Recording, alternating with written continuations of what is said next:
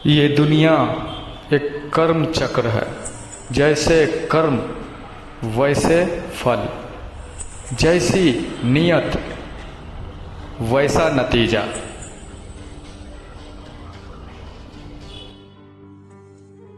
अल्लाह को खामखा हम आप जिम्मेवार ठहराते हैं और कहते हैं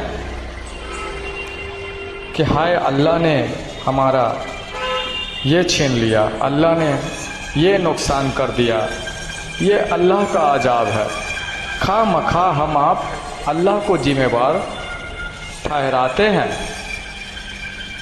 जबकि अल्लाह कुछ नहीं करता। अल्लाह ने ये कायनात बनाया और इसके निज़ाम वो सिस्टम मुकर्रर कर दिए।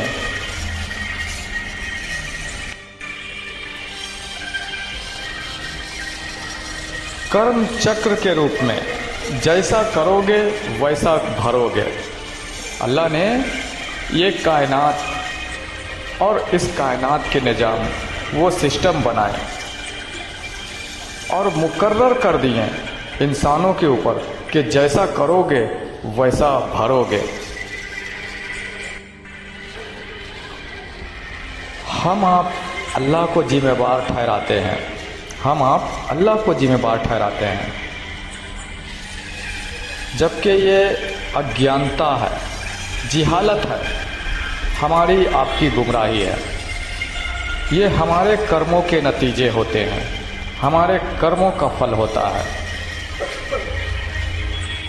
बाकी अल्लाह ऐसा कुछ नहीं करता। जो करते हैं हम आप करते हैं, उसी का नतीजा, उसी का फल हमें मिलता है। जैसा कि कुरान पाक में अल्लाह ने फरमाया कि ऐ इंसान, जब तुझ पर खुशहाली आती है तो ये तेरे रब की तरफ से होती है, और जब तेरे ऊपर दुख मुसीबत परेशानी आती है तो वो तेरे ही कुकर्मों का नतीजा होता है। ये कुरान पाक में अल्लाह ने सूरत निसा आयत नंबर 81 में फरमाया। और क्या तुम्हें मौला अली हैदर कर्रार का कौल याद नहीं? उन्होंने फरमाया कि ऐ इंसान, तू खुद को कमज़ोर लाचार समझता है, जबकि कुल कायनात तेरे ही अंदर बंद है। तेरे अंदर ही तेरी बीमारी है और तेरी बीमारी का शिफा भी तेरे ही अंदर है। इससे भी साबित हो जाता है कि अल्लाह ने इंसानों के ऊपर छोड़ दिया, पूरी कायनात बनाकर इंसानों के कर्मों के ऊपर छोड़ दिया कि जैसा कर्म करेगा उसका वैसा फल वो पाएगा। फिर अल्लाह को जिम्मेवार दोषी क्यों बताता है, क्यों बताता है? और ये राज की बात है जो हम पर, आप पर सूफी संतों ने नहीं खोला। जब हमें आप पर मुसीबत आती, किसी तरीके की वला तारी होती, सुखाड़ पड़ता, बारिश की कमी हो जाती, तो सूफी संतों के पास जाते हैं कि बाबा हजरत प्रार्थना करें, दुआ करें।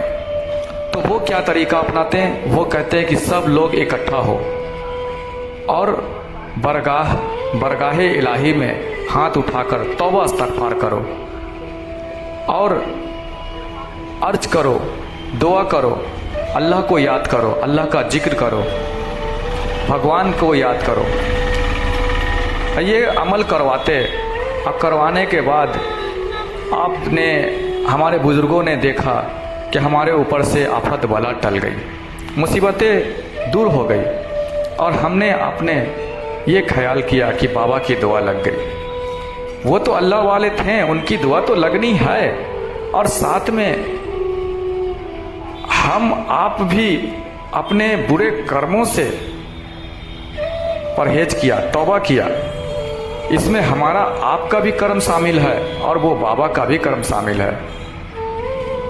लेकिन हमारी तवज्जो जो थी बाबा पे गई कि बाबा की दुआ लग गई, और सूफी संतों ने ये राज नहीं खोला, ये बात नहीं खोला इसके पीछे की हकीकत।